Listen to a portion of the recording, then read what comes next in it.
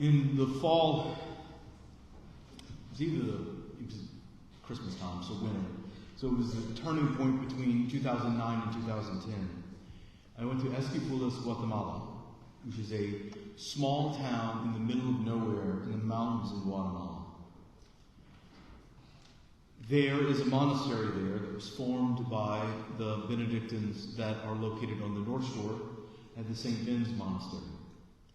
And our seminary at St. Ben's would use the sister monastery, the daughter monastery, as a place to go on mission. You know, they got to help their brothers, we got to stay in this foreign country for relatively cheap, help out around, be a general help to the local people. All worked out quite well.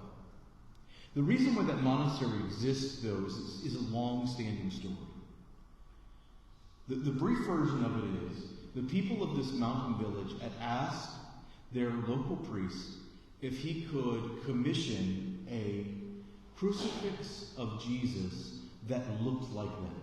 This is one of the stories, right? One of the stories.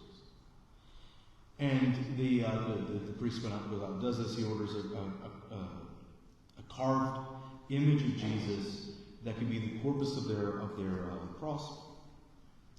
And it arrives in Guatemala, and they absolutely love it, completely fall in love with it. Because the dark wood of this cross matched their own skin tone. And so they have this Jesus that looks like them. And now it's the monastery of the Black Christ. There's another version of the story where it's just an ordinary crucifix, and they burned so many candles around it, it just darkened to be the right color. Who knows?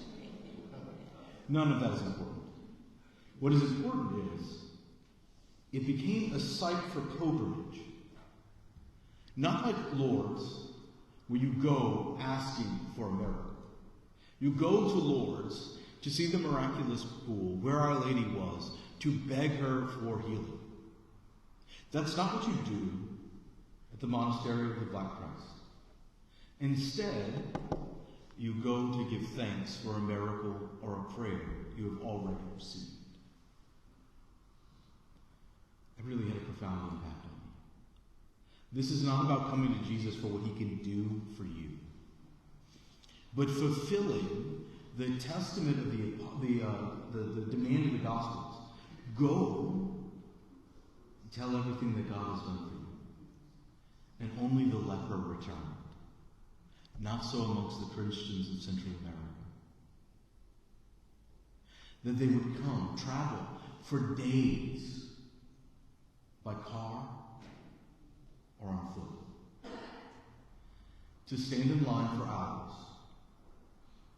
To stand in front of the foot of the Black Christ for a handful of minutes.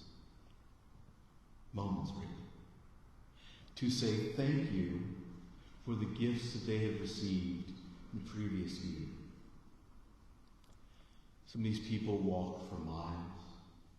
They traveled for days. And the most striking piece of the whole thing is in Central America, you never turn your face on Jesus. Your back on Jesus. You never turn your back on the Eucharist.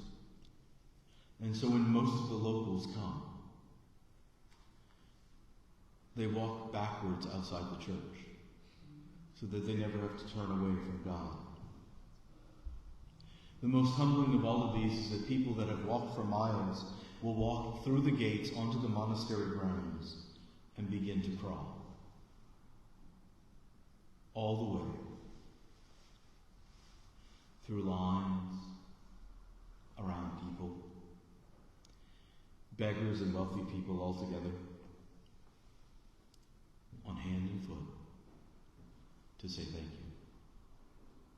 And honestly, in the United States, we don't have a custom that even comes halfway close to even imitating, mimicking that. Nothing. Not the piety, not the gratitude. We don't have a shrine for this, right? It's not written into our DNA. But in Guatemala, it is very much written into the culture of that place. The reason why the monastery exists is because the parish priest was beginning to become so overwhelmed by the number of pilgrims that he needed help. So he asked his bishop for help, and his bishop didn't know what to do. If one of our parishes suddenly exploded with thousands and thousands and thousands of pilgrims every day, we could all go to Father PJ and say, we need help. And he would do the same thing. Yeah, I can see you need help. I can't do anything about it. And so he petitioned the monastery in Covington, and they received the message, and this is a small place. Even at the time, there were maybe 30 or 40, 50 monks. And they're like, you want us to come start up? We're not ready. Our community is not big enough to bud off and create another monastery. And so they told him, thank you, but no thank you, we just can't do it right now. But if I've learned anything with bishops is that they don't ask. I mean, they may ask, it may be worded as an ask, it may be written as an ask. And if they ask sincerely, if they are sincerely asking, they're going to ask again. And that's what happened. They asked again and again. And finally, the abbot at some point said, okay, enough. Here's what we can offer you. Here's 15 of our monks. And now the monastery is huge. It's the largest employer in the city. I'm fairly certain that the monastery is also larger, has grown larger than St. Ben's. That probably has more to do with Central America than it does the dichotomy between the faith of the people of Guatemala and the faith of the people of South Louisiana. That we are just so much more secular here than the good people of Guatemala. This place that you go to give thanks. When I was in the seminary, I noticed that there were a lot of guys that went and talked to God before their exams. Not so many afterwards, though. Beg the Lord, please, help me ace this test. One time, I knew I just absolutely nailed it. I was 100% certain I was somewhere between like a 98 and a 100. I had been confident about every answer. Does that mean I made 100 on that test? No, not particularly. But I was confident about every answer I gave. I was confidently wrong, even if I was wrong. I was confident in every answer that I gave. And I walked out, and I walked in the chapel, and I was like, Lord, thank you so much. And then I had this strange interaction. I walked out the chapel, and I go to the dining room, because I just had an hour-long exam, and I'm ready for a cup of coffee. And another student stops me and goes, I thought to myself, it's a little late for me to be going to the chapel. You've already taken the test. And so my brother in Christ, I went to say thank you.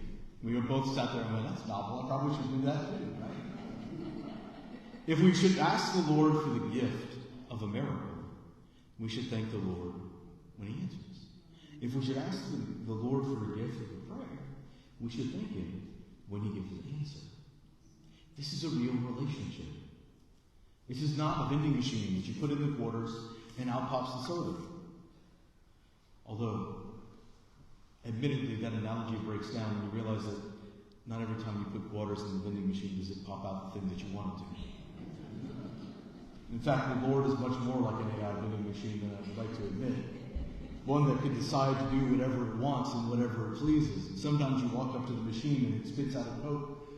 And while you may have wanted a Sprite or a Powerade, who's going to complain about a free Coke? And sometimes you walk up and you ask for this and you get that. Sometimes you ask and you get nothing. Sometimes you ask, you do your duty, and for a long time, nothing. And then everything falls out right into your lap. The Lord is deep and mysterious, but this is the relationship that he's established with us. Ask. Come to the Eucharist, pray, and give thanks.